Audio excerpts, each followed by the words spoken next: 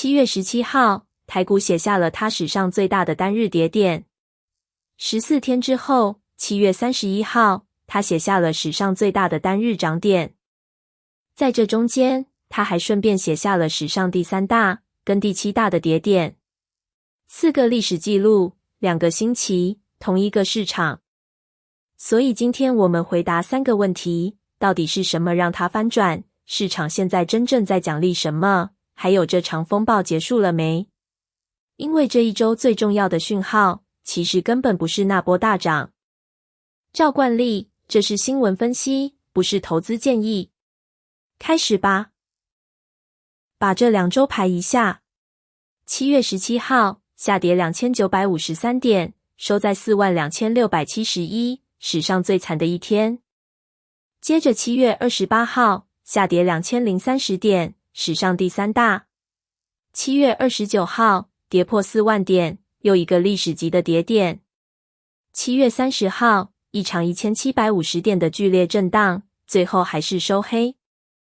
然后是周五，7月31号，指数暴冲3186点，收在43119，重新站回4万点之上，而且是这个市场史上最大的单日涨幅。当一个市场在2个星期内写下4个历史记录，它不是在告诉你它健康或生病，它是在告诉你，现在没有人对东西值多少有共识。是谁扛起来的？压倒性的就是一家公司。台积电攻上涨停，收在2425元，上涨220块，是它史上最大的单日涨点。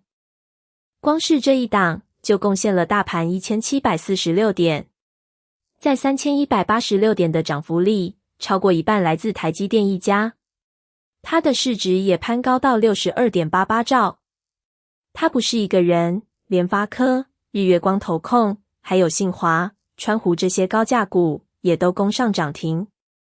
电子类指数大涨 9.19%。注意一件事，在下跌时被杀得最惨的那些股票，正好就是反弹时飞得最猛的。那是强迫卖压结束的特征，而不是新买盘进场的特征。触发点来自一份财报，微软单日大涨 15.5%， 是它18年来最大的单日涨幅。为什么这么重要？因为它刚好回答了引爆这场崩盘的那2个害怕。关于支出，微软把下一个财年的资本支出指引下修到1750亿，低于市场原本担心的1900亿。关于现金，自由现金流维持正的 Azure 成长 43%， 4年来最快，年营收也突破1000亿。翻译一下就是，盖出来的人工智慧产能，盖多快就变现多快。这股松一口气的情绪扩散到每个角落。纳斯达克大涨 2.78%， 道琼上涨613点，费城半导体指数涨超过 6%， 记忆体股像闪迪、美光分别大涨 26% 和 18%。一家公司的现金流量表做到了任何政府基金都做不到的事，它在一夜之间让人工智慧的故事重新变得可信。但接下来这一段几乎所有人都忽略了，而它比那波大涨更重要。就在微软大涨 15% 的同一天， Meta 却下跌了大约 8%。 2家都是人工智慧巨头，2家都在人工智慧上砸下巨额支出。但 Meta 给出的营收展望很弱，而且揭露它第2季的自由现金流暴跌了 91%。 同一个主题，同一天，完全相反的结果。这告诉你规则已经改了。过去2年，只要把人工智慧挂在你的故事上，就自动值1个亿价。现在不是了。市场现在一家一家的检查，你在人工智慧上花的钱，到底有没有变成现金？微软过关， Meta 没过。而股价的反应又快又狠。